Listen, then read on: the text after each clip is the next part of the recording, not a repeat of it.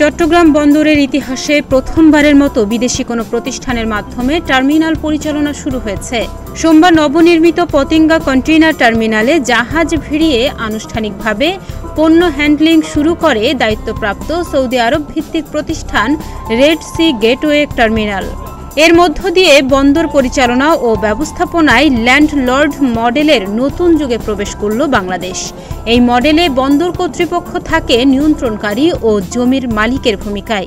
চট্টগ্রাম বন্দরের এই দীর্ঘ জীবনে প্রথমবারের মতো আমরা আমাদের একটি টার্মিনাল বিদেশি একজন অপারেটরকে দিয়েছি। গ্লোবাল একজন সুনামধন্য প্রতিষ্ঠান রেড সি গেটওয়েকে আমরা দিয়েছি।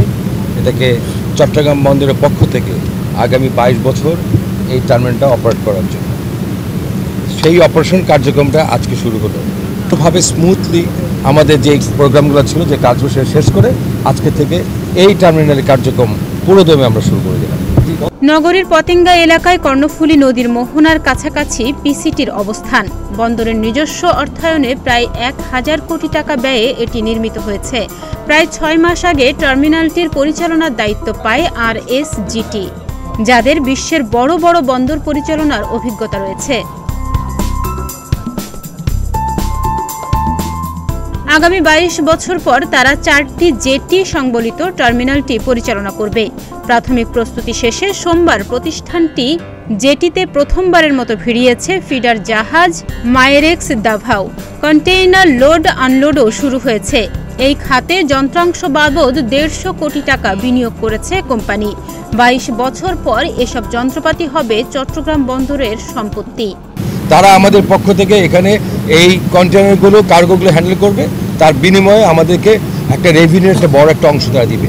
তারা এখানে ইতিমধ্যে প্রায় 1500 কোটি টাকা বিনিয়োগ করেছে তাদের এই সমস্ত ইকুইপমেন্ট, তাদের নিজস্ব ইকুইপমেন্ট, এবং 22 বছর পরে এই সমস্ত ইকুইপমেন্টগুলো আমাদের হয়ে যাবে। আমরা আজকে থেকে রেভিনিউ পাওয়া শুরু করে দিয়েছি। চট্টগ্রাম বন্দরের 137 বছরের ইতিহাসে পিসিটি প্রথম টার্মিনাল, যেখানে ল্যান্ডলর্ড পদ্ধতি অনুসরণ করে পরিচালনার জন্য নিয়োগ দেওয়া হয়েছে বিদেশি প্রতিষ্ঠান।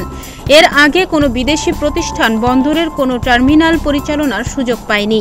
দেশের প্রধান এ সমুদ্র বন্দর দিয়ে 90% বেশি সমুদ্রকেন্দ্রিক বৈদেশিক বাণিজ্য পরিচালিত হয়। চট্টগ্রামের সঙ্গে এখন পণ্য সরবরাহ আরও দ্রুত হবে বলেই প্রত্যাশা। বিশেষত নগর থেকে আসা মালবাহী ট্রাককে সময়ক্ষেপণ করতে হবে কম। শহরে মালামাল বহনের জন্য তাদের বাড়তি কিংবা দীর্ঘ পথ পাড়ি দিতে হবে না। সড়কপথে ট্রাককে আগে বাড়তি পথ পাড়ি দিতে হতো বলে কম ট্রিপ দিতে পারত।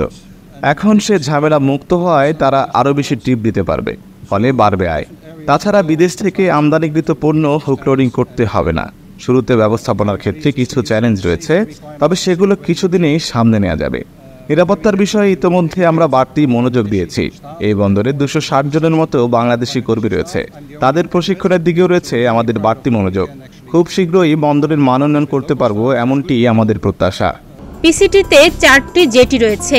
এর 3টি কন্টেইনার এবং একটি তেল খালাসের। এখানে বছরে 6 লাখ TEUs কন্টেইনার হ্যান্ডলিং করা সম্ভব, অর্থাৎ এর মধ্য দিয়ে বাড়বে চট্টগ্রাম বন্দরের সক্ষমতা।